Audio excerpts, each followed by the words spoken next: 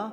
4월 4일 우리 나이로비 한인교회 주일 예배 드리시는 성도님들 사랑하고 축복합니다. 이 시간에 우리 같이 합심하여서 우리 함께 기도하며 나갔으면 좋겠습니다. 이 시간에 기도하실 때 주님, 우리 부활하신 주님, 우리 이 부활 주일에 주님 부활하셨지만 아버지 우리들도 하나님 부활의 그 능력을 누리게 하여 주시옵소서. 하나님 우리의 아버지 우리가 죽어서 아버지 부활하는 것뿐만이 아니라 이 땅의 삶에서 하나님 그 부활의 능력을 누리며 승리할 수 있게 해달라고 주님 그 능력으로 우리 함께 해달라고 우리 함께 주여 부르짖고 동성으로 기도하며 나갑니다. 기도합시다. 주님 살아계신 하나님 부활하신 주님 하나님 그 주님의 부활의 능력이 하나님 우리 삶 가운데 실제가 되게 하여 주시옵소서. 하나님 그 부활의 능력을 믿음으로 믿어 하나님 믿음으로 받아서 아버지 내 삶에서 아버지 온전히 누릴 수 있는 하나님 그 크신 은혜 허락하여 주시옵소서. 하나님 죽음이 사망이 하나님 우리 주님을 아버지 묶어놓을 수 없었습니다. 주여 아버지 우리 주님께서 그 돌문을 열고 나오셨듯 하나님 우리의 영혼도 우리의 삶도 하나님 아버지 주님과 함께 죽고 이제 아버지 주님과 함께 다시 살아 하나님 아버지 그 부활의 승리를 아버지 누릴 수 있는 인생 되게 하여 주시옵소서. 하나님 그 부활의 능력이 우리 안에 우리 교회 안에 하나님 온전하여질 수 있도록 더욱더 주님 우리 가운데 역사하여 주시옵소서. 하나님 그 어느 때보다 아버지 기도해야 될 때인 줄 믿습니다.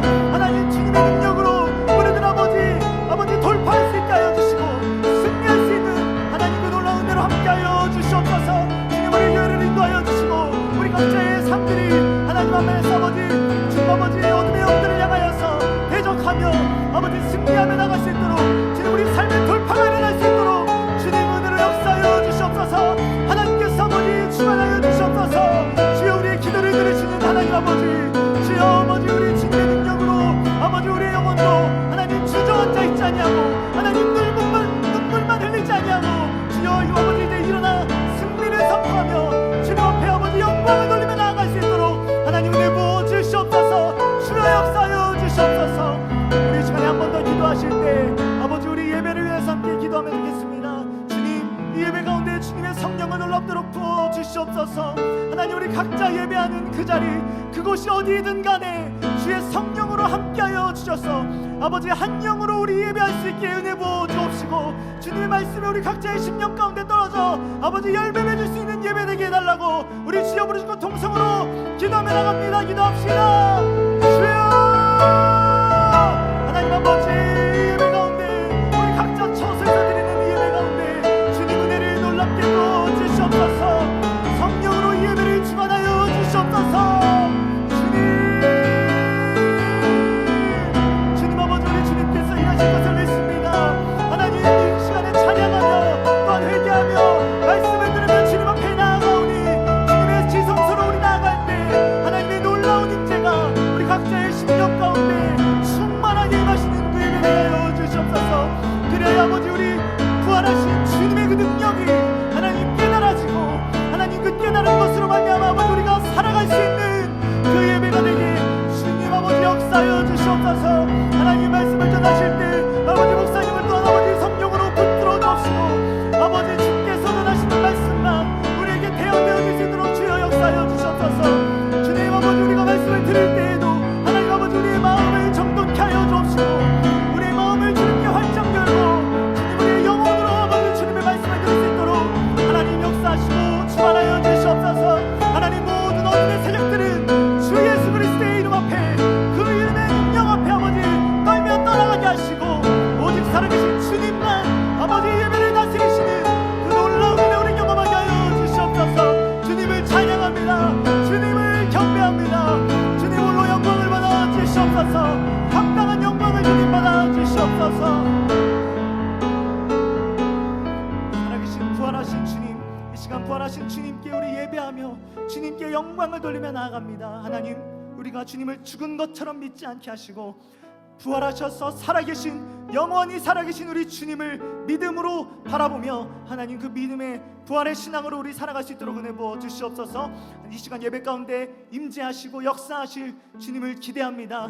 그 주님을 기대하며 주님만 찬양하고 주께 영광 돌립니다. 이 시간 모든 예배를 주님 받으시는 예배 되게 하시고 우리의 모든 찬양을 주님 받아 주시옵소서. 찬양받기 합당하신 살아계신 예수 그리스도의 이름으로 기도드렸습니다. 아멘.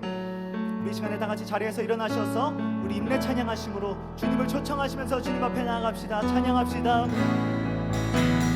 이곳에 오셔서 이곳에 앉으소서. 이곳에서 드리는 예배를 받으소서. 주님의 이름만이 오직 주의 이름만 이곳에 주님을 우리의 자리로 초청합니다. 이곳에 오셔서 이곳에 앉으시옵소서. 이곳에서 드리는 예배를 받으소서. 아멘. 주님의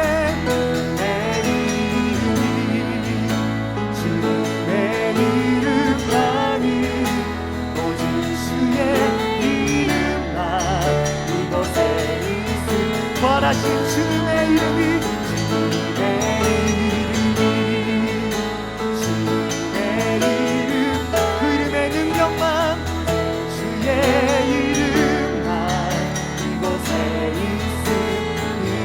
할렐루야. 우리 살아계신 주님께 우리 영광을 박수 올려드립니다.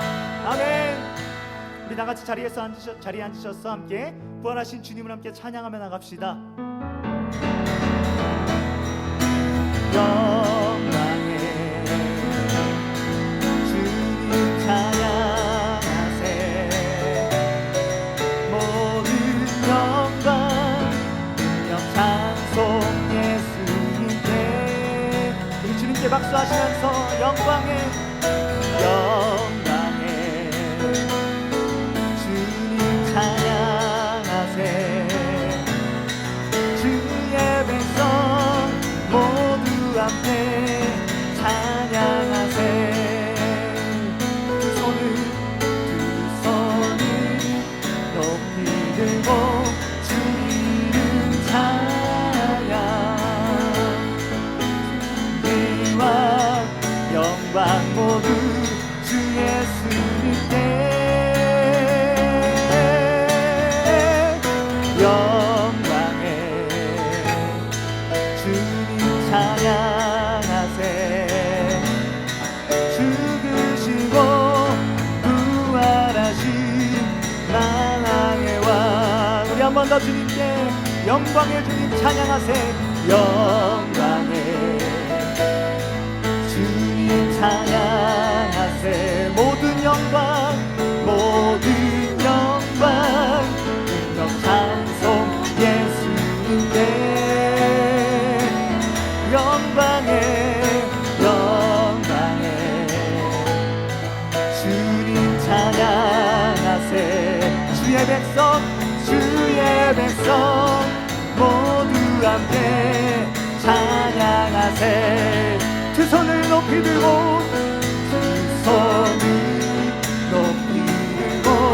주 이름 찬양. 존귀와 영광 모두 주 예수님께. 영광의 주님 찬양하세. 죽으시고 부활하신 만왕의 왕. 영광의 주님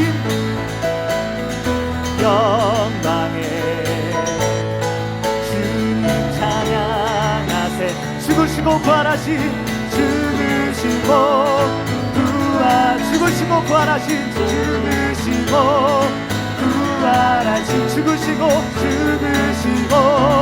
부활하신 만왕의 왕.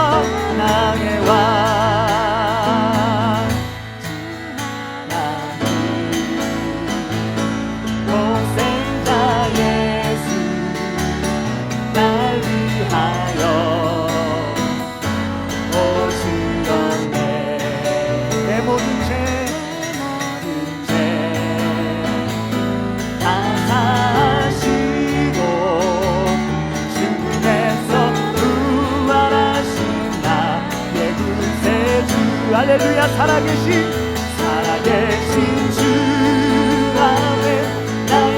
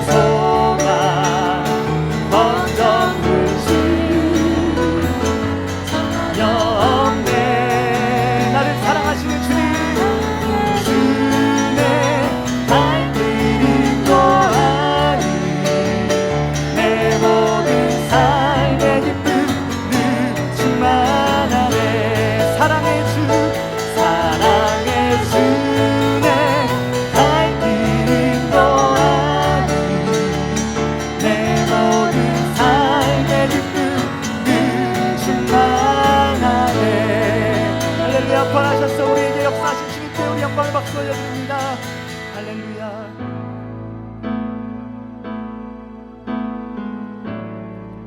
사망이 우리 주님을 묶어놓을 수 없었습니다. 부활하신 주님께 우리 모든 영광과 찬양을 이 시간에 올려드리며 나아갑시다. 주님 큰 영광 받으소서. 주님 큰 영광 받으소서. 홀로 찬양 받으소서. 모든 이름에 뛰어난 온 땅과 하늘이 다 찬양해. 겸손하게 우리 무릎 꿇고 주 이름 앞에 영광 돌리세. 모두 절하세. 모두 절하세. 독생자의 부활하신 주님께 찬양 드리리. 모든 영광과 존귀와 능력 주님만 받으소서. 주님 받으소서. 영광과 존귀와 능력 받으소서. 주님 받으소서. 주는 그리스도 살아계신 하나님. 우리 한 번 더 고백합시다. 주님 큰 영광 받으소서. 주님 큰 영광 받으소서. 주님 홀로 찬양 받으소서. 그 이름에 뛰어난 가장 높은 그 이름을 온 땅과 하늘이 다 찬양해. 주님 앞에 겸손하게 우리는 꿇고 주 이름 앞에 영광 돌리세. 모두 절하세. 부활하신 독생자 주 예수 그리스도 주님 앞에 주님께 찬양 드리리.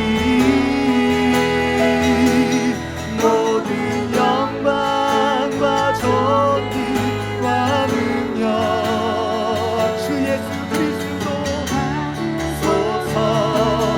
주님 받으소서. 모든 영광과 존귀와 능력 살아계신 주님만 받으소서. 주님 우리 한 번 더 찬양합니다.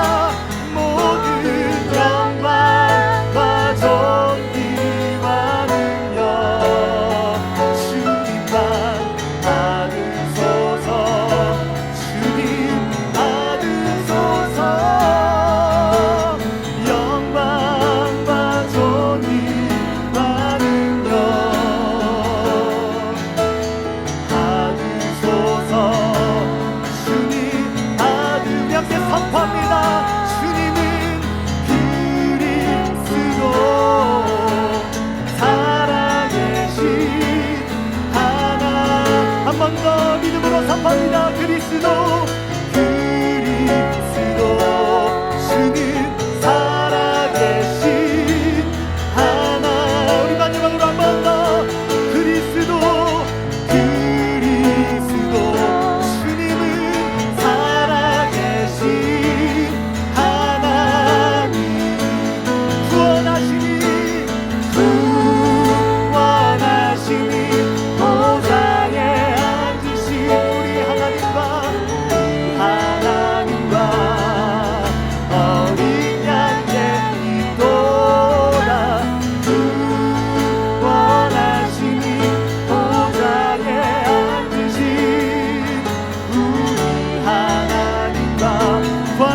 주 어린 양께 우리 모든 구원과 영광이 있습니다. 우리 두 손을 주님께 높이 들고 함께 찬양합니다. 원하시니 보좌에 앉으신 우리 하나님과 어린 양께 있노라.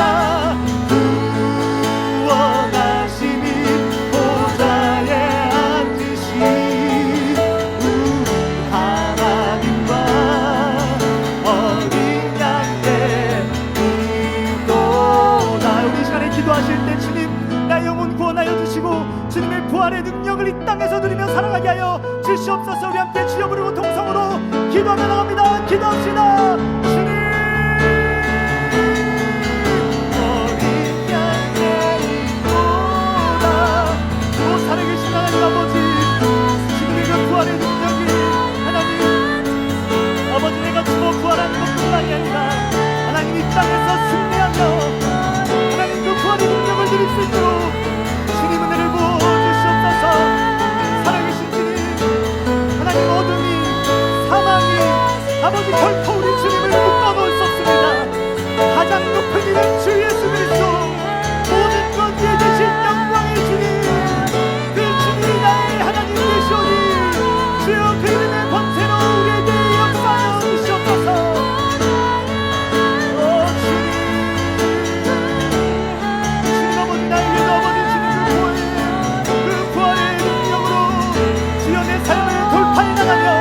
어둠의 능력을 이기며 어둠의 세력들을 대적하며 아버지 주님 생명으로 더욱더 나아갈 수 있도록 하나님 아버지 우리 교회가 아버지 그렇게 주님의 생명으로 아버지 일어날 수 있도록 주님 충만한 능력으로 역사하여 주시옵소서.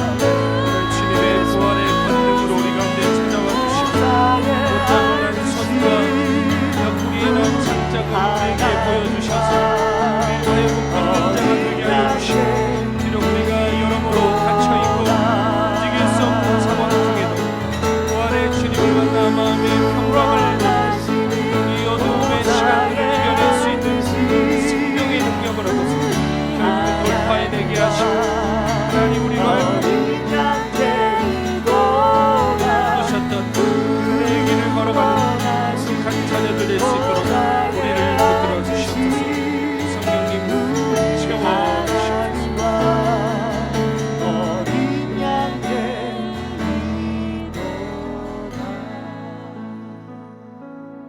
보라, 내가 너희에게 비밀을 말하노니 우리가 다 잠잘 것이 아니요 마지막 나팔에 순식간에 홀연히 다 변화되리니 나팔 소리가 나매 죽은 자들이 썩지 아니하실 것으로 다시 살아나고 우리도 변화되리라.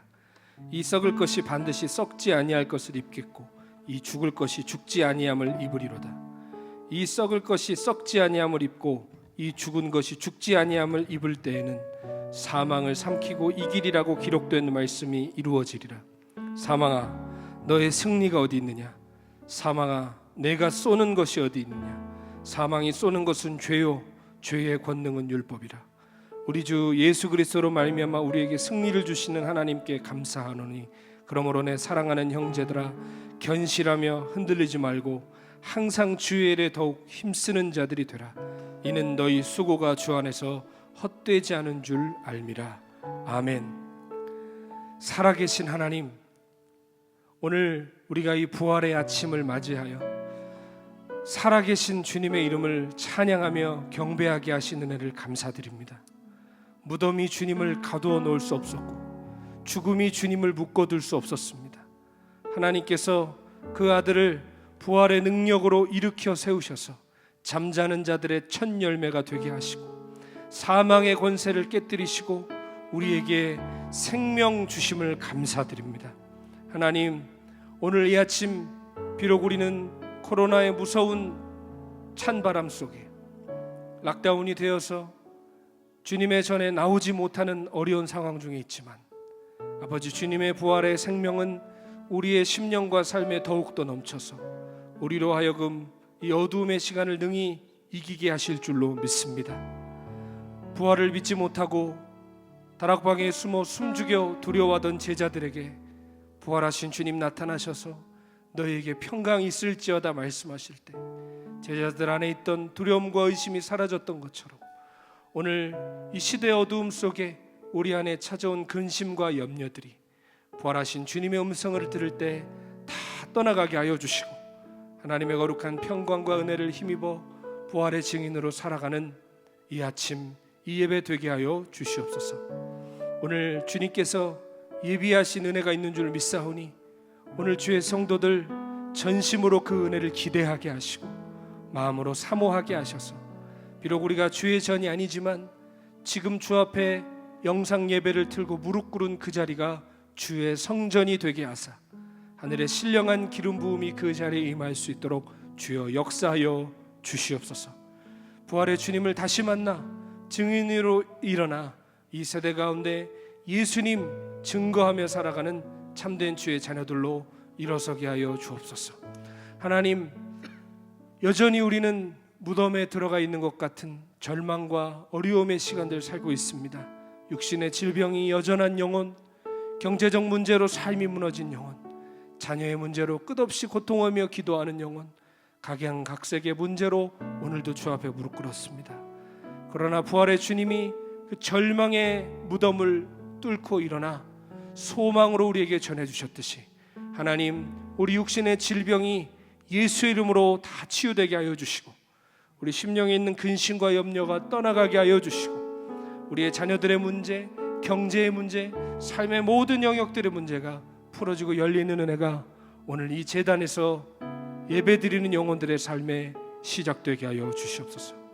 성령께서 오늘 우리 각 사람에게 필요한 은혜를 허락하여 주시고 말씀하여 주시고 회복시켜 주시고 새롭게 세워주시기를 간절히 소원합니다. 이 예배를 주께 위탁하옵고 감사드리며 존귀하신 예수님의 이름으로 감사하며 기도드립니다. 아멘, 아멘, 아멘. 할렐루야. 나이로비 한인교회 부활주일 귀한 예배 함께 하시는 여러분 예수님의 이름으로 환영합니다. 지금 케냐의 코로나 상황이 굉장히 심각하여져서 지금 락다운이 도시가 봉쇄가 된 상태입니다. 그래서 지금 교회를 비롯하여서 주요 시설들이 대부분 다 폐쇄가 되었고요. 저희도 지금 이렇게 영상으로 예배드리고 있습니다. 비록 우리가 영상으로 예배드리지만 처한 그곳이 하나님 앞에 아름다운 성전이 되고 여러분이 기도하시고 예배하시는 그곳이 하나님께 쌓아드리는 아름다운 제단 되기를 주의 이름으로 축원드립니다. 오늘 우리는 부활주일 예배로 주님께 올려드리고 있습니다. 부활의 영광과 감격과 기쁨이 우리 모든 성도들에게 함께 하시기를 축원합니다. 동시에 지금 케냐 한인사회 가운데 코로나가 많이 퍼져가고 있는 상태입니다. 확진을 받으신 교민들, 선교사님들을 위해서 여러분 계속해서 중보해 주시고 또 더는 이제 전염이 멈춰져서 하나님 앞에 우리가 성전에서 예배드리고 또 나라의 모든 시스템들과 운영하는 것들이 정상적으로 돌아올 수 있도록 함께 기도해 주시면 감사하겠습니다. 이상 광고 마치겠고요. 우리 하나님 앞에 준비하신 예물 함께 이 시간 아름다운 특송 들으시면서 주님 앞에 귀하게 드리는 시간 갖도록 하겠습니다.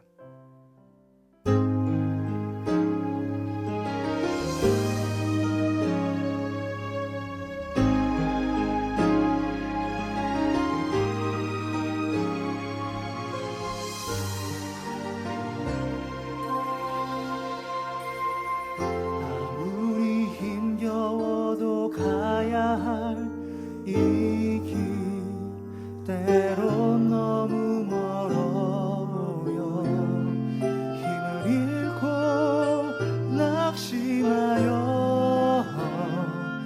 주저앉고 싶을 때 아무리 치열해도 싸워야 할 이 싸움 나 홀로 싸우는 듯해 모두 다 잊어버리고 포기하려 할 때 주의 천사 다가와 내 처진 어깨 어루만지시네.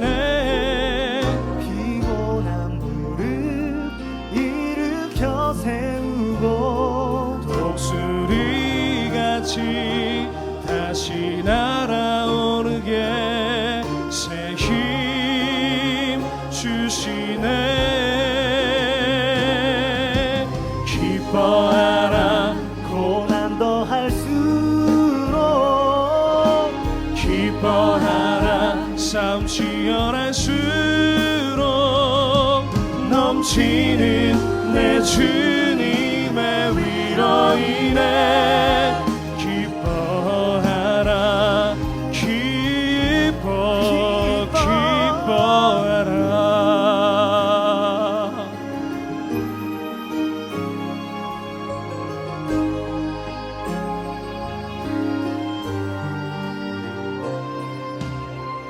아무리 힘겨워도 가리라.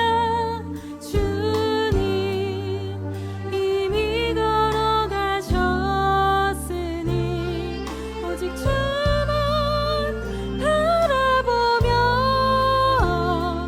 끝까지 달려가리. 아무리 치열해도 싸우리라. 이 싸움 죽기까지 싸우리라. 비로 날 사신 그분 위에 나의 생명 드리리.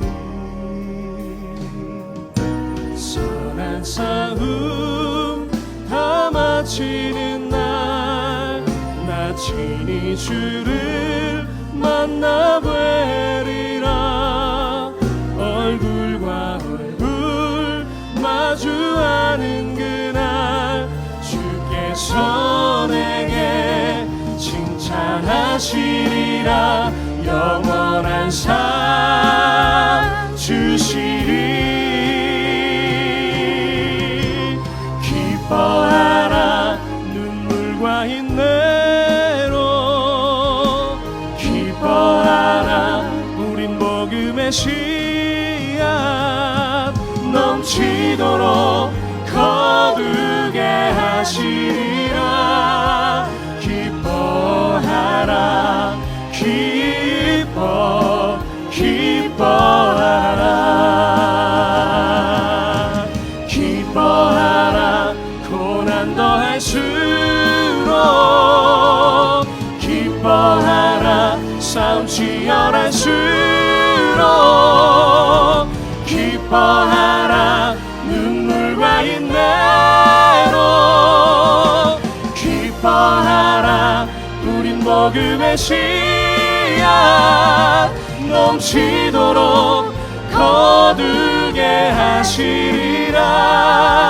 기뻐하라 기뻐하라.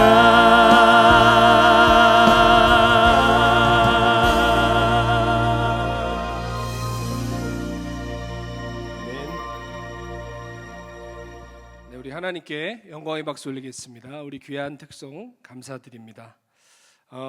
제가 어제 코로나 재검사를 받고 음성 판정을 받았습니다.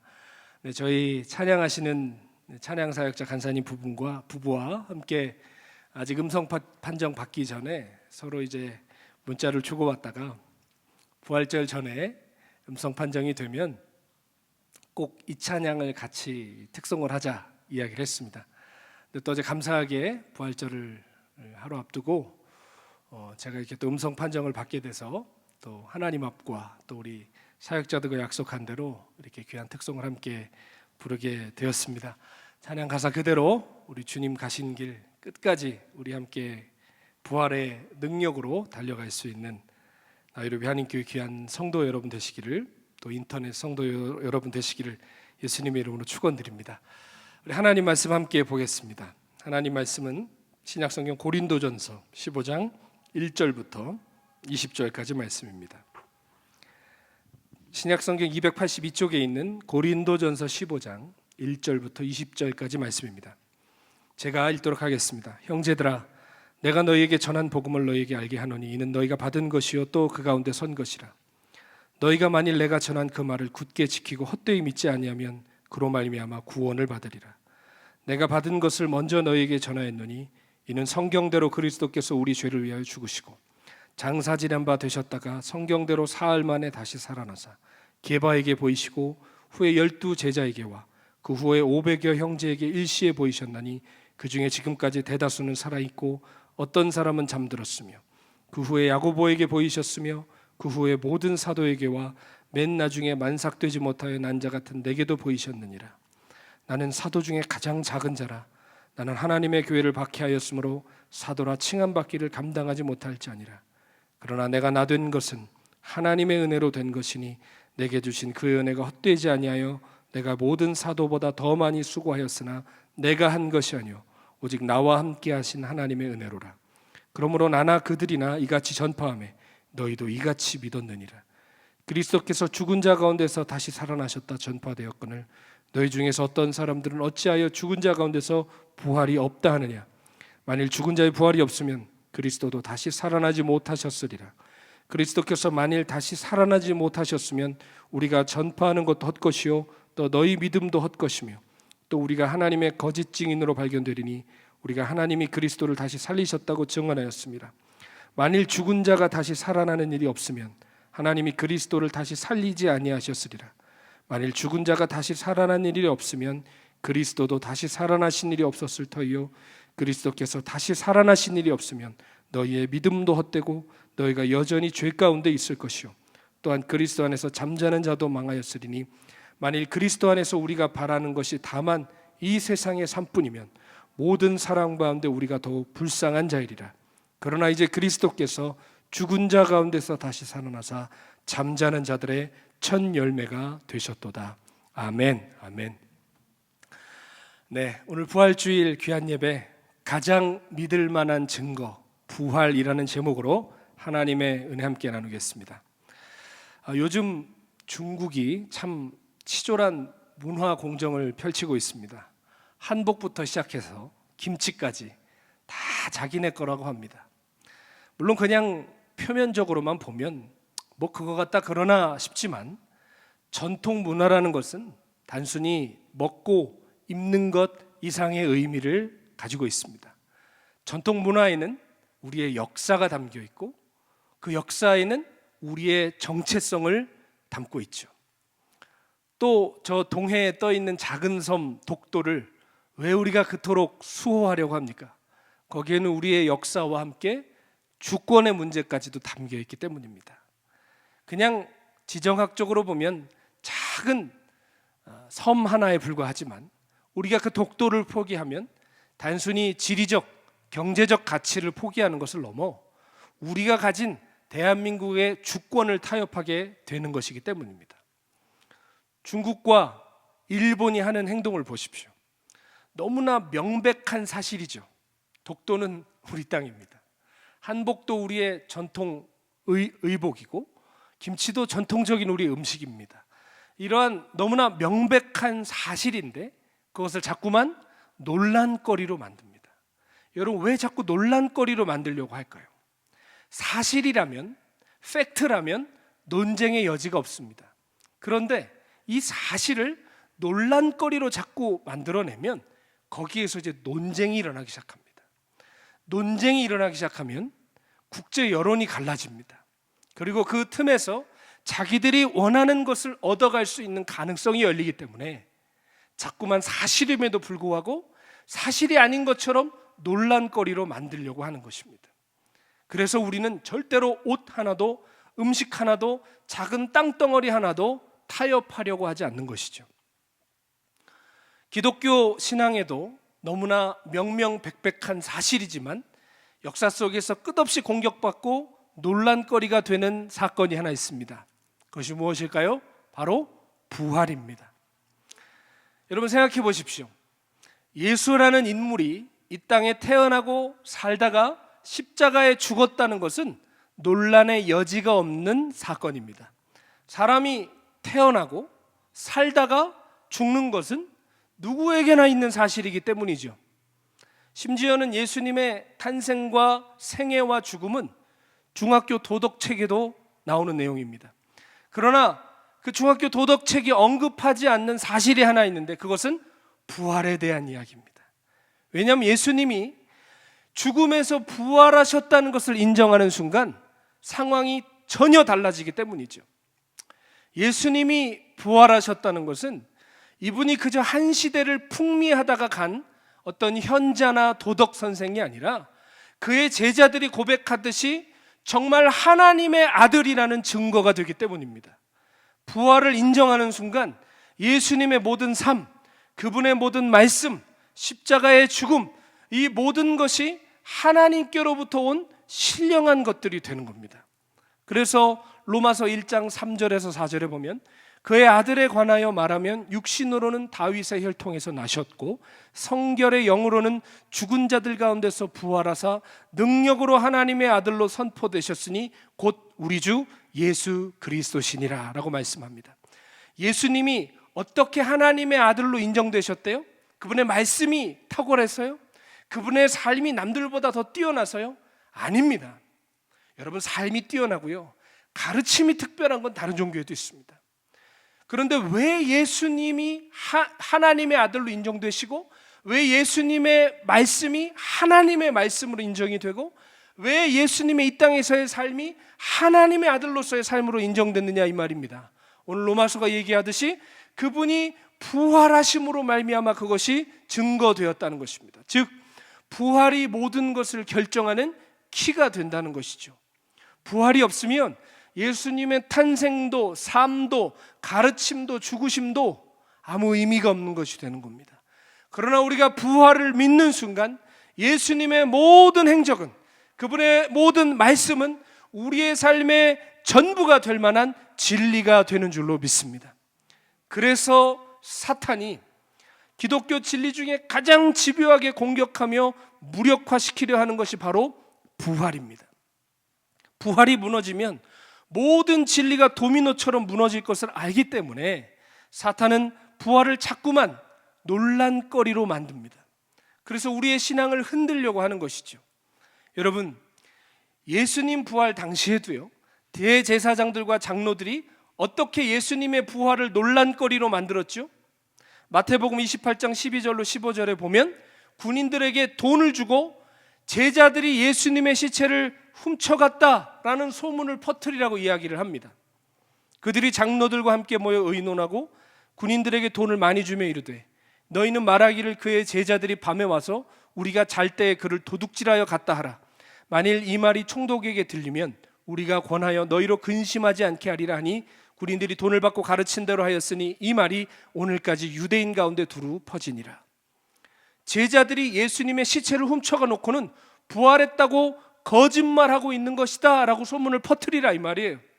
여러분, 그러나 뒤집어 생각해 보십시오. 만약 부활 사건이 제자들의 자작극이었다면, 시체를 훔쳐가 놓고 거짓말하는 것이라면 제자들이 죽음을 무릅쓰고 땅끝까지 나아가서 예수님 전하다가 순교할 수 있었을까요? 세상에 자기가 만들어낸 자작극에 생명을 거는 사람은 없습니다. 그뿐만이 아닙니다. 이런 공격도 있어요. 예수님이 실제로는 십자가에 달렸지만 죽지 않았다는 거예요. 가사 상태, 쉽게 말해 거의 죽은 상태였지 죽은 건 아니라는 거예요. 그래서 쇼크 상태에 빠져 있다가 깨어나서 나중에 제자들에게 나타났다는 거예요. 그러나 여러분, 이건 십자가형을 잘 몰라서 하는 말입니다. 십자가에 손과 발이 못 박히고 옆구리에 창까지 찔려 물과 피를 다 쏟은 만신창이의 사람이 어떻게 무덤 문을 열고 제자들에게 찾아가겠습니까? 이거 요즘 나오는 무슨 좀비 영화 같을 거 아니에요? 온몸에 피 절철 흘리면서 옆구리에 구멍 나가지고 제자들 찾아오면 제자들에게 반가웠겠습니까? 그리고 당시 십자가 처형을 집행하는 로마 병정들이 그거 한 번만 집행해 본 게 아니거든요. 수없이 많은 형을 집행했는데 사람이 죽고 산 거를 구분을 못 하겠습니까? 더군다나 당시 로마 법에는요, 십자가형을 집행했는데 사형수가 죽지 않고 도주하면 그 사형을 집행했던 병사들이 사형을 면치 못했습니다. 절대로 죽은 것과 산 것을 헷갈리지 않았을 거예요. 그리고 무엇보다 제자들이 바보가 아닐 거예요. 손과 발에 옆구리에 구멍이 나서 다 죽어가는 사람과 부활의 영광을 입으신 것을 그걸 비교를 못하겠습니까? 이 가사 상태에 빠졌다는 주장은 가장 터무니없는 소리입니다. 또 어떤 경우는요, 제자들이 집단적으로 환영을 보았다는 설도 있어요. 그러나 오늘 성경 6절에는 이런 얘기를 하죠. 그 후에 500여 형제에게 일시에 보이셨나니 그 중에 지금까지 대다수는 살아있고 어떤 사람은 잠들었다. 자, 뭐래요? 부활하신 예수님이 500여 형제에게 일시에 한 번에 당신의 부활의 영광을 보인 적이 있으시대요. 여러분, 5명도 아니고 어떻게 500명이 집단으로 같은 환영을 봅니까? 자, 그래요. 환영을 봤다고 치겠습니다.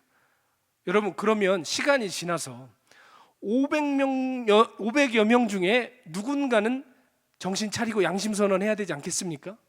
내가 잘못 본 것 같다고.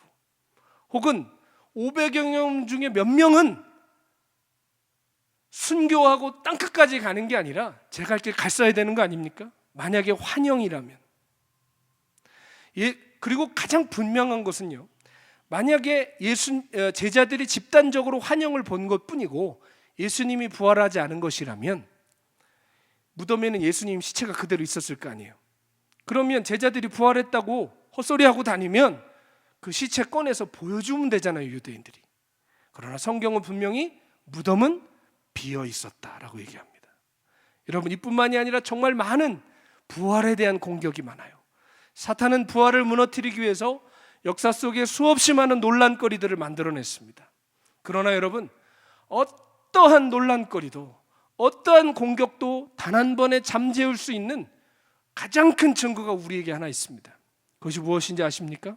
바로 부활을 목격한 제자들의 변화된 삶입니다. 시체 도난설로는, 집단 환영설로는, 가사상태설로는 절대로 설명할 수 없는 분명한 제자들의 변화가 있더라는 거예요. 두려워하던, 숨어있던, 부인하고 부정하던 제자들이 갑자기 며칠 사이에 증인이 되어서 죽음을 무릅쓰고 예수를 전하고 땅끝까지 가는 변화가 일어나더라는 거예요. 여러분, 법정에서 검사나 변호사보다 더 입김이 센 사람이 있습니다. 누굴까요? 바로 증인입니다.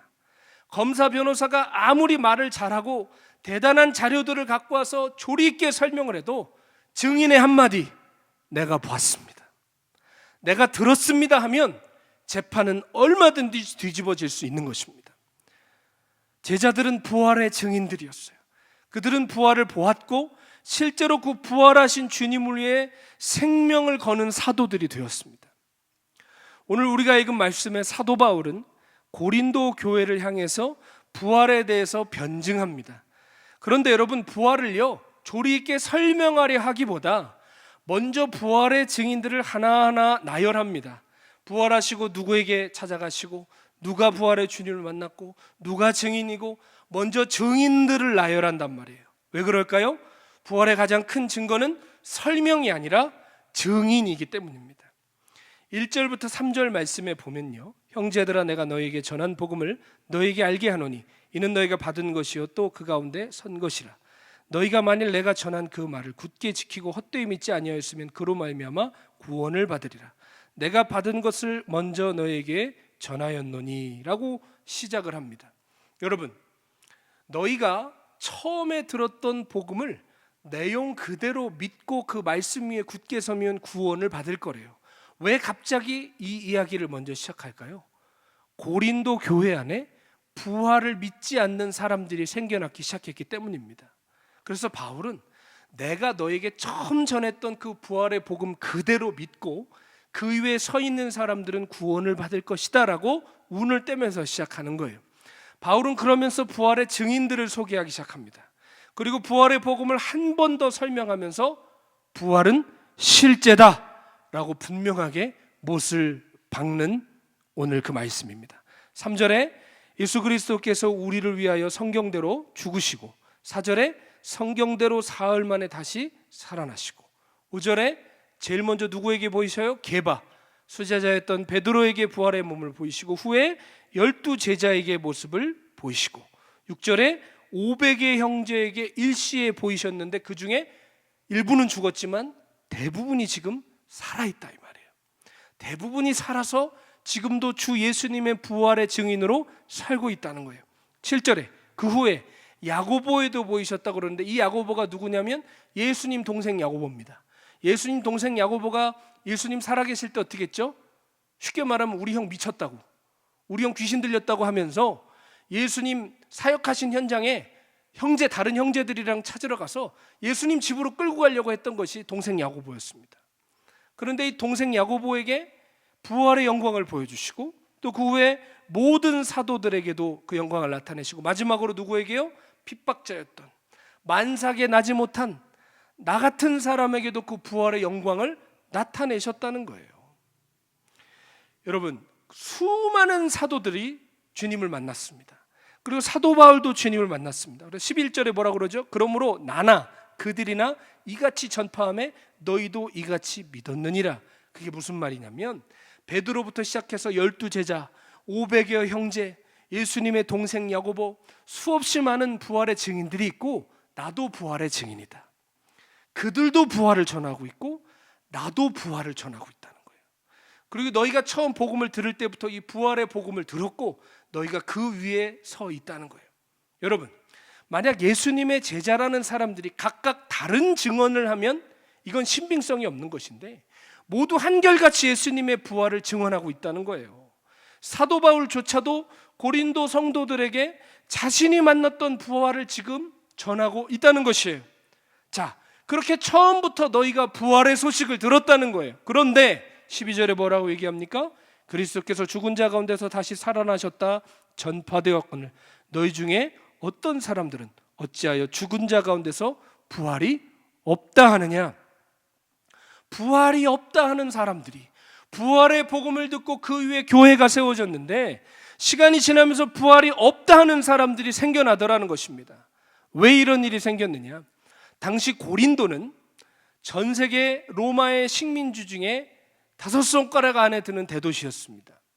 당시 고린도는 헬라 철학, 그리스 철학이 아주 꽃을 피우는 도시 중에 하나였는데 그 당시에 가장 유행하던 철학 중에 하나가 영지주의라는 것입니다.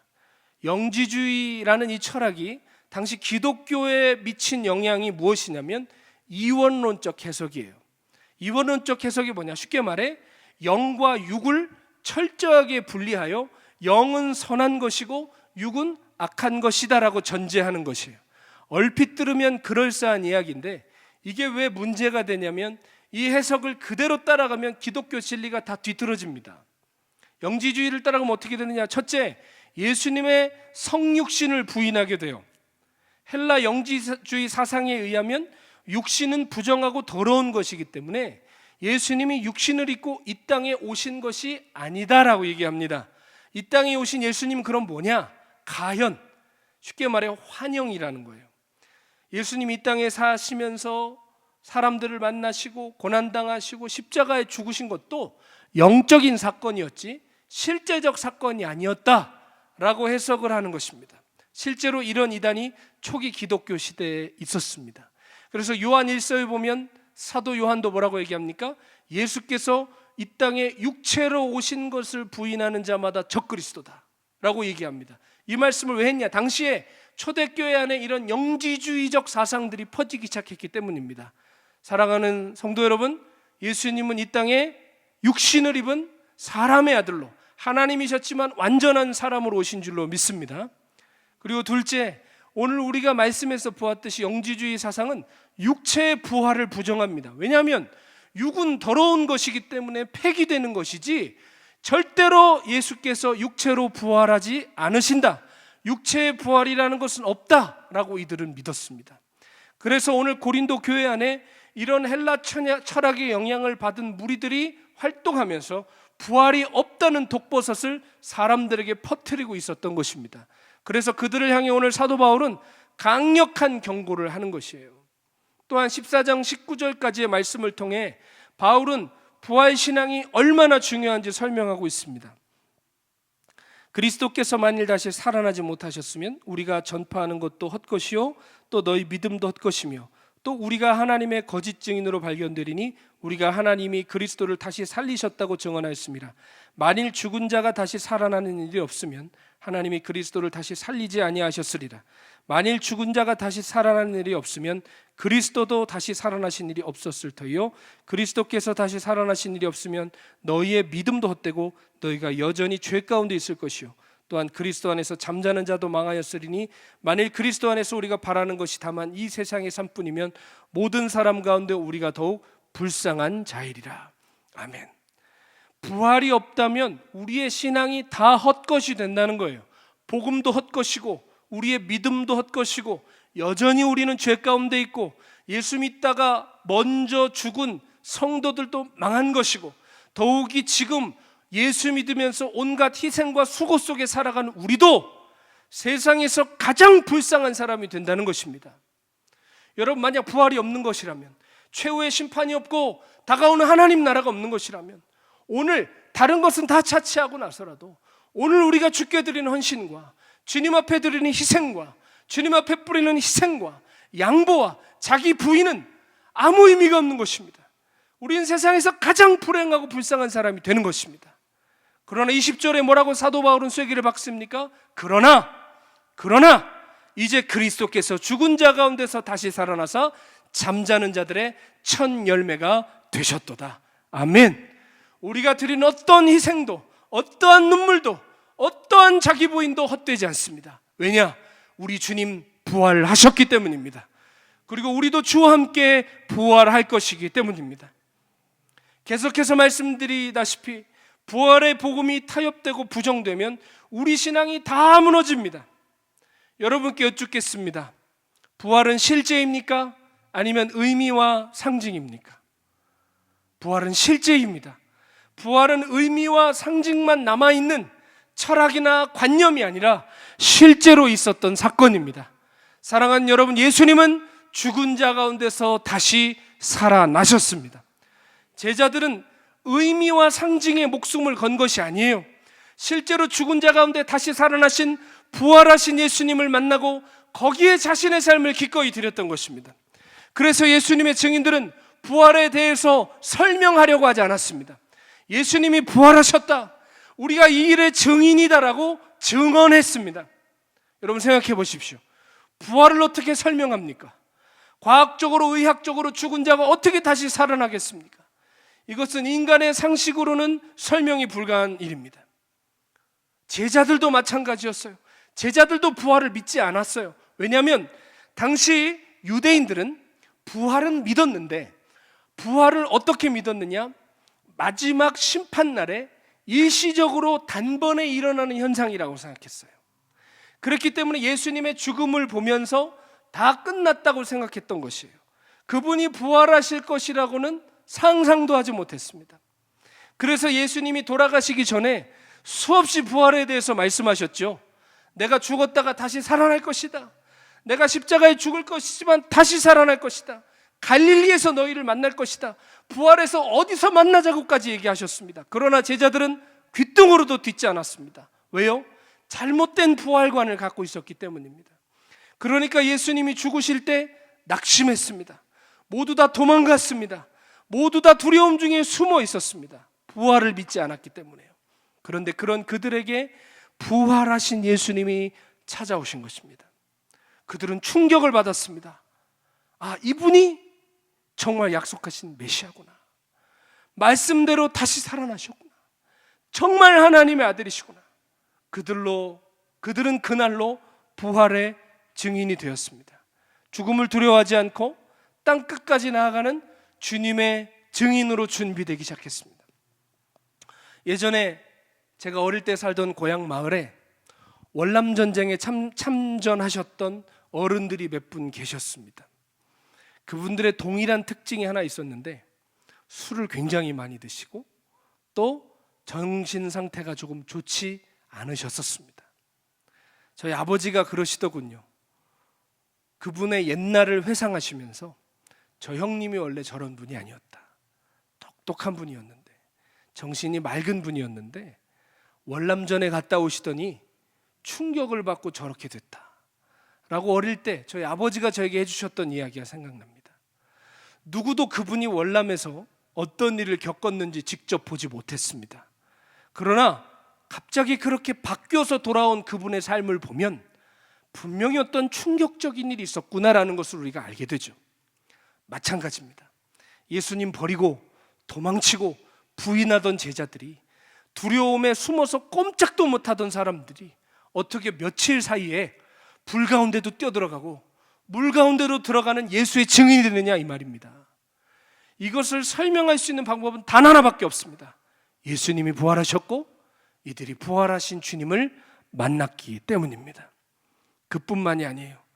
예수님을 사사건건 반대하던 안티 세력들도 예수님의 부활을 목격하고 증인이 됐어요.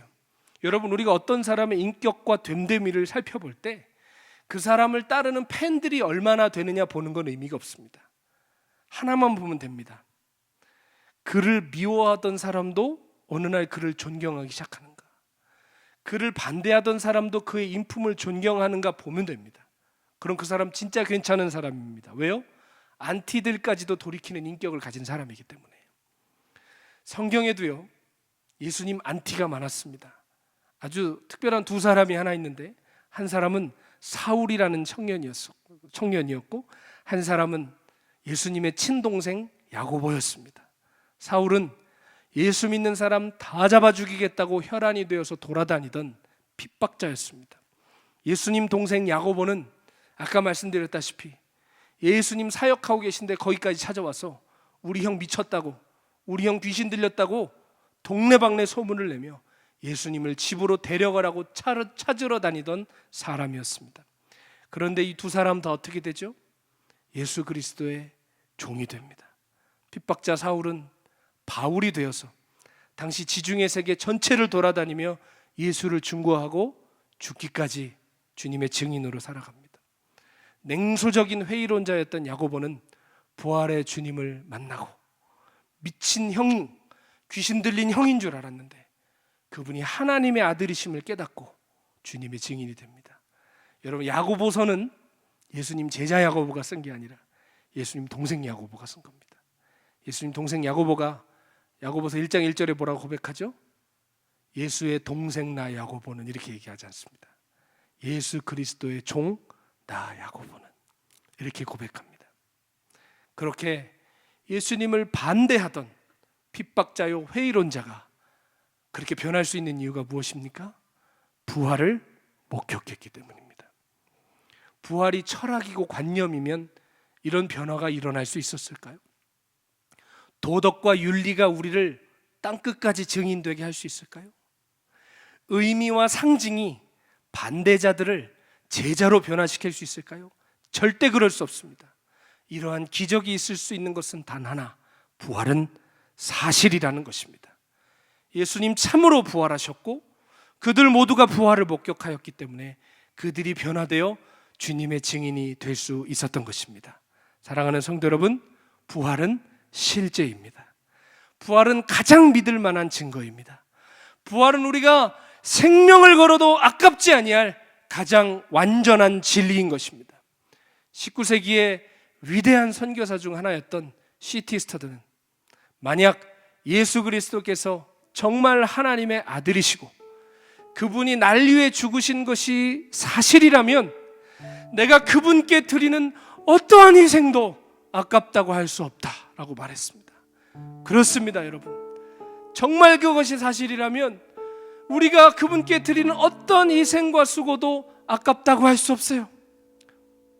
19세기의 인도의 어떤 선교사가 인도인들이 부처님의 뼈가 발견됐다고 하면서 뼈가 안치된 탑을 뱅뱅 돌면서 거기에 절하고 난리도 아니더랍니다. 그런데 그 장면을 보면서 이 선교사님이 그런 생각을 했더래요. 부처의 뼈가 발견됐다고 사람들이 저토록 절하며 경배하는데 만약 우리 주 예수 그리스도의 뼈 조각이 하나라도 발견된다면 이 기독교의 진리는 무너지고 말 것이다. 왜냐하면 우리는 죽은 예수를 섬기는 사람들이 아니라 부활하셔서 살아계신 예수를 섬기는 사람들입니다. 아멘입니다, 여러분. 무덤은 비어 있었습니다. 예수님의 시체는 없었습니다. 왜요? 우리 주님 부활하셨기 때문입니다. 여러분, 왜 우리가 그 부활을 알면서도 왜 우리 삶이 이토록 자꾸 구차해집니까? 왜 우리의 신앙이 이토록 능력을 잃어갑니까? 우리가 부활의 신앙을 잃어가기 때문에 그런 것 아닐까요? 부활의 실제를 믿는 것이 아니라 의미와 상징만 해석하려고 하고 관념과 철학으로 전락한 그냥 저 희미한 부활을 믿고 있는 거 아닙니까? 여러분, 부활처럼 확실한 것이 없습니다. 부활은 실제입니다.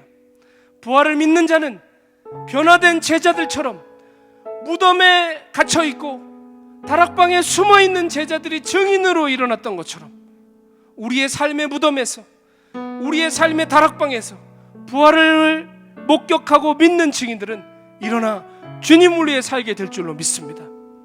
부활하신 주님이 나와 함께 하심을 믿는다면 우리는 절대로 이 세상이 주는 두려움에 끌려다니며 살지 않을 거예요. 부활하신 예수님이 내 안에 계심을 믿는다면 우리는 모든 불안과 염려에서 벗어나게 될 거예요. 또한 우리가 마지막 날에 우리 또한 주님과 함께 영광의 부활에 동참할 것을 믿는다면 세상의 어떤 유혹과 핍박 앞에서도 구차하게 살지 않을 것입니다. 사랑하는 여러분, 여러분이 오늘은 부활은 실제입니까? 아니면 관념과 상징만 남아 있습니까? 저는 이번에 갑작스럽게 코로나 확진을 받으면서 저 스스로를 돌아보고 저의 믿음을 확인하는 시간을 가졌습니다. 목사이고 또 나름대로 하나님 앞에 결단하며 산다고 스스로 생각을 했는데 얼마나 제가 스스로 믿음이 없고 낙심을 잘하는 사람인지 이번 코로나를 통해서 여실히 보았습니다. 제가 개인적으로 확진받을 때는 그래도 괜찮았습니다. 그런데 증상이 발현되던 날 함께 식사했던 선교사님 가족이 있었습니다. 그리고 그날 함께 마주했던 성도들의 가정이 또 있었습니다. 그분들을 생각하니까 마음이 너무 무겁고 힘들었습니다. 그분들에게 전염이 되면 어떻게 할까? 제가 확진을 받는 중에도 노심초사하며 기도했습니다. 이틀 후에 저의 아내와 두 자녀가 모두 또 확진을 받았습니다. 표현하진 않았지만 마음 한켠이 무너지는 것 같았습니다. 제가 그런 기도를 했거든요. 한국을 떠나면서 하나님, 어떠한 사고든 질병이든 제가 당합니다. 제가 당할 테니 우리 아내와 우리 자녀는 남편 따라오는 겁니다. 아버지 따라오는 거지 저들의 십자가가 아니라 저의 십자가니 아파도 제가 아프고 사고를 당해도 제가 당하게 주님 그렇게 도와달라고 하나님께 기도했거든요. 그런데 보기 좋게 저희 온 가족이 다 확진을 받은 거예요. 그러면서 그러면 안 되는 거를 머리로는 아는데 제 마음으로 하나님께 서운한 거예요. 하나님, 저에게 왜 이러십니까? 하나님, 왜 저희 가족한테까지 이러십니까? 그리고 아직 확진을 받았는지 안 받았는지 모르겠는 저와 접촉했던 주변의 지인들을 생각하며 하나님, 왜 그분들까지 이렇게 어렵게 하시려고 합니까? 하나님께 묻고 있는, 하나님을 신뢰하기보다 하나님께 서운하고 가슴이 아파서 하나님께 묻고 있는 저 자신을 발견했습니다. 케냐에 다시 돌아올 때 그래, 코로나가 창궐에 있는 거 알고 여러모로 부족하고 열악한 상황인 거 안다. 나는 각오하고 간다 라고 생각했는데 막상 하나님이 허락하신 그 시련 앞에 너무도 믿음이 없는 저 자신을 발견했습니다.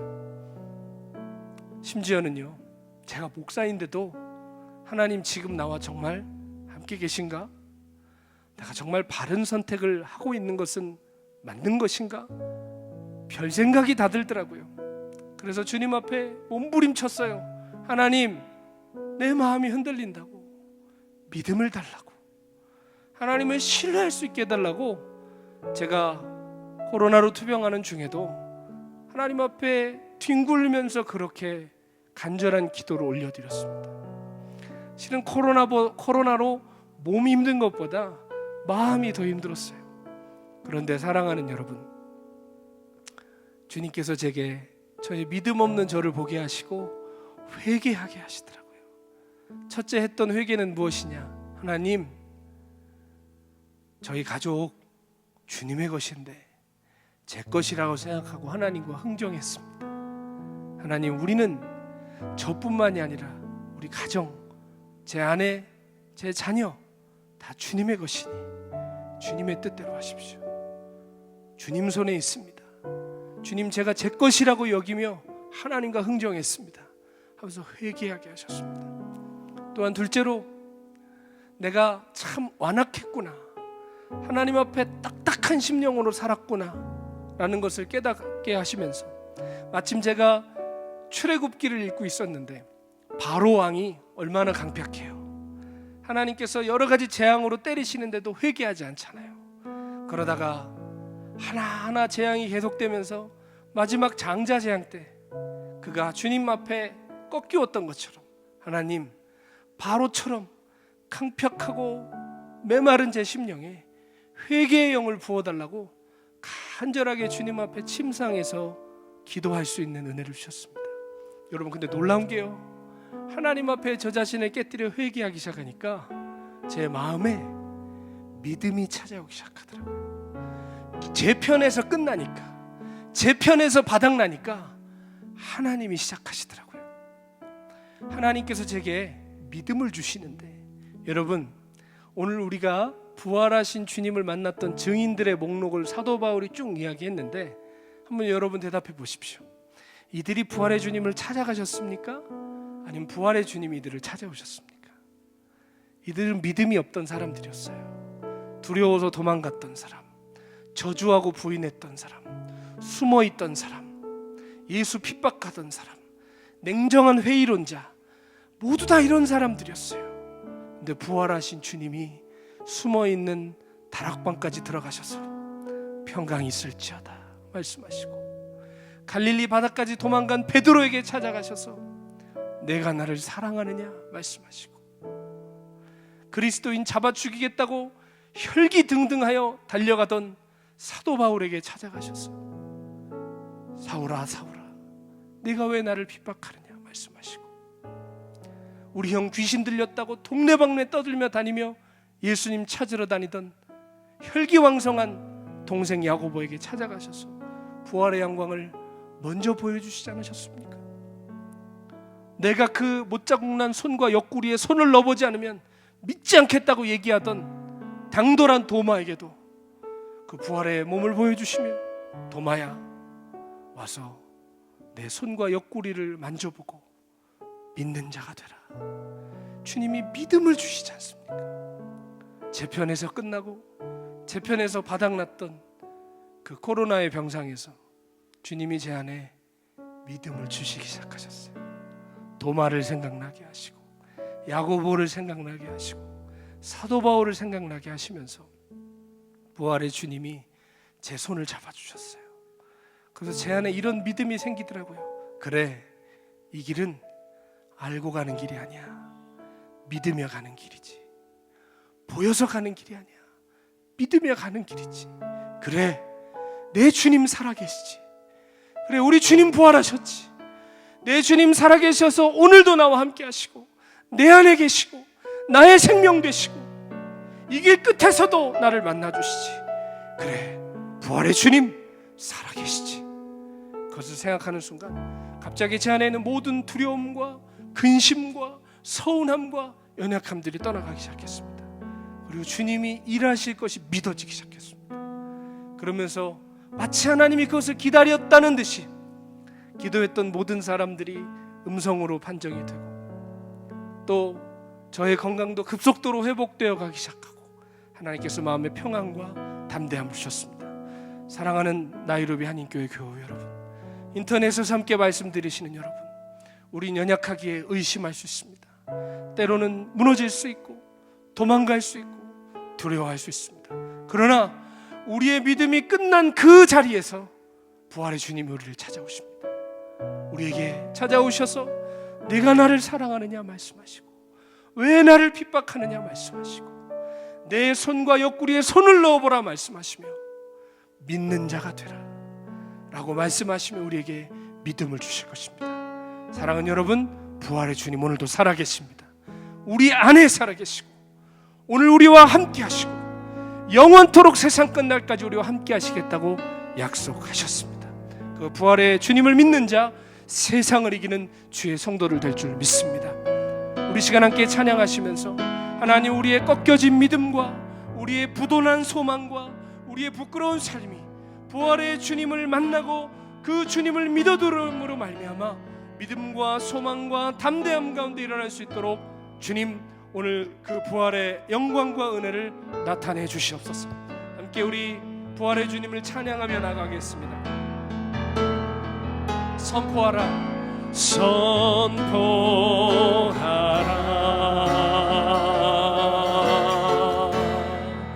부활하신 영광의 주, 아름다운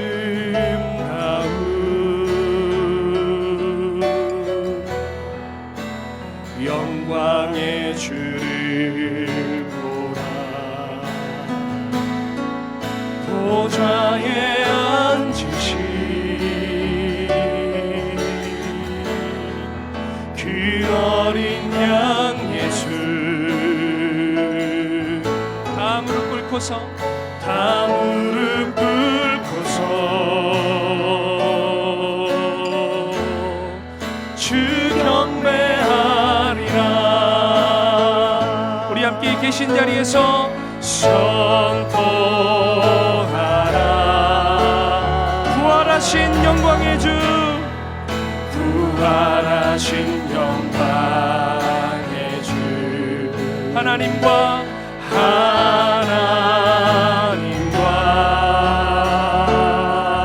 화목하게 하신 주, 화목하게 하신 주, 찬송과 존귀와, 찬송과 존귀와 영광과 능력을, 영광과 능력을 영원토록 받아 주옵소서, 받아 주옵소서. 우리 계신 자리에서 두 손 들고 선포하라, 선포하라, 부활하신 영광의 하나님과 우리를, 하나님과 화목하게 하신 주, 화목하게 하신 주, 찬송과 존귀와 영광과 능력을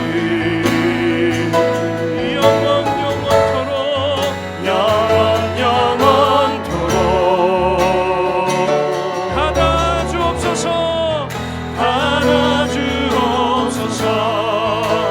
보좌에 앉으신, 보좌에 앉으신, 보좌에 앉으신 그 어린 양 예수, 그 어린 양 예수, 다 무릎 꿇고서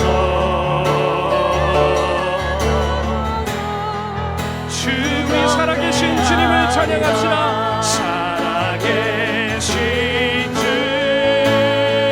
우리 주님 살아계십니다. 나의 참된 소망, 걱정 근심, 부활의 주님 내 안에 계시고 내 곁에 계시고 우리와 영원히 함께 계십니다. 믿음으로 선포합시다. 사랑의 주, 사랑의 주, 내 갈 길 인도하리, 내 모든 삶의 기쁨 은 충만한, 우리 마지막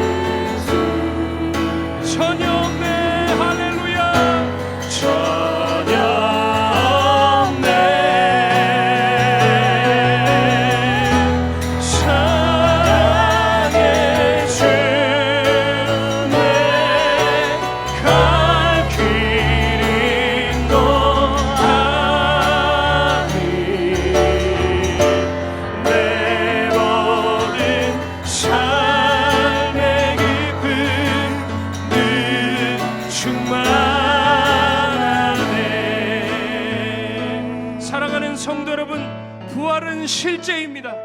부활하신 주님은 오늘도 살아계십니다. 그런데 우리가 그분을 믿어드리지 못하여 우리는 여전히 무덤에 들어가 있고 우리는 여전히 두려움의 다락방에 숨어 있습니다. 부활의 주님, 오늘 우리를 찾아와 주셔서 우리 안에 믿음 없는 것을 다 내어 몰아주시고 하나님, 믿는 자가 되어서 주님의 부활의 증인 되게 하여 주시옵소서. 회의론자가 되어가고 있습니다. 핍박자가 되어가고 있습니다. 두려워하고 믿지 못하는 자가 되어가고 있습니다. 하나님, 우리의 그 불신을 몰아내 주시고 주님의 부활의 영광으로 우리의 신앙에 다시 한번 채워달라고 우리 말씀 붙들고 주여 한번 부르고 기도하겠습니다. 주여. 하나님 아버지, 우리 안에 믿음 없음을 용서하여 주십시오. 하나님을 믿어드리지 못하고 불신하며 낙심하며 인생의 부담에 인생의 두려움의 다락방에 숨어있는 우리를 긍휼히 여겨주시옵소서. 부활하신 주님, 우리에게 나타나셔서 평강 임세할지어다 말씀해 주시고 믿는 자가 되라고 해주시고 내가 나를 사랑하느냐 물어봐 주시고 하나님, 우리를 사랑하시고 우리의 부활하신 은혜 감사합니다. 가장 믿을 만한 증거인 부활을 우리에게 주심을 감사합니다. 하나님의 아들, 나의 구주, 영원한 나의 왕, 나의 구주 예수 그리스도, 주님 우리의 사랑하는 고해하고 윈슨 되게 하시고 하나님, 주님 앞에 부활의 영광을 의지하며 그 아버지 주님을 따라가는 죄의 거룩한 백성 되게 하여 주옵소서. 주님, 주님의 십자가와 부활의 능력으로 우리를 붙들어 주셔서 믿음 없는 자에서 믿는 자가 되게 하시고 낙심한 자에서 소망하는 자가 되게 하시고 부러진 자에서 든든히 서가는 자가 되게 하여 주시고 핍박자가 주님의 제자 되게 하여 주셔서 하나님, 우리의 심령이 우리의 신앙이 부활의 영광에 인되어 살아가는 제자가 되게 하여 주옵소서. 보좌에 앉으신 주님, 부활의 영광을 찬양합니다. 우리와 함께 하시는 주님의 크신 영광을 찬양합니다. 부활의 주님, 우리를 붙들어 주시고 부활의 주님. 다시 한번 기도할 때 하나님, 우리가 육신의 질병으로 고통하고 있습니다. 인생의 골짜기에서 신음하고 있습니다. 무너진 삶 가운데 탄식하고 있습니다. 하나님, 그러나 사망의 음침한 골짜기에도 부활의 주님 함께 계시는 줄로 믿사오니 하나님에게 새 힘을 허락하여 주십시오. 이 모든 시기를 부활의 주님과 함께 믿음으로 이겨나가는 주의 성도를 되게 하여 주시옵소서. 오늘 우리의 연약함, 우리의 두려움, 우리의 모든 질병, 우리의 모든 낙심을 주께 올려드리며 부활의 영광으로 우리를 채워달라고 우리 다시 한번 말씀 붙들고 주님의 이름 한번 부르고 기도하겠습니다. 주여. 부활의 주님, 우리에게 찾아와 주십시오. 우리의 병들어 있는 육신과 무너져 있는 우리의 삶과 어둠 가운데 고통하는 우리의 모든 삶을 헤아려 주시고 부활의 주님 찾아오셔서 우리에게 믿음을 주시고 새롭게 하여 주옵소서. 주님,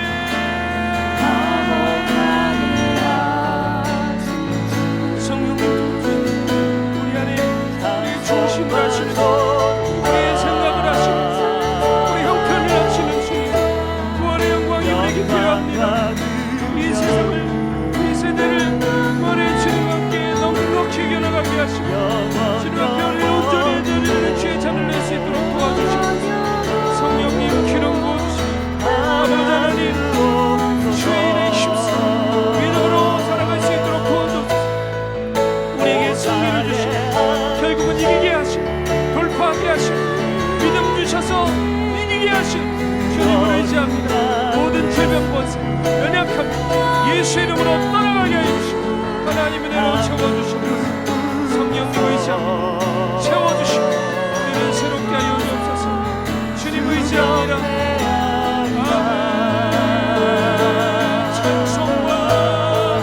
찬송과 존귀와 영광과 능력을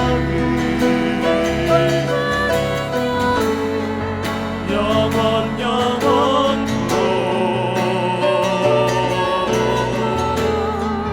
하나님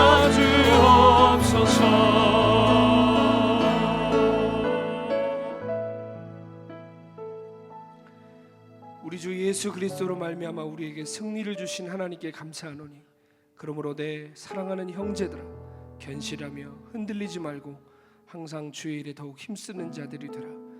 이는 너희 수고가 주 안에서 헛되지 않은 줄 알미라. 아멘.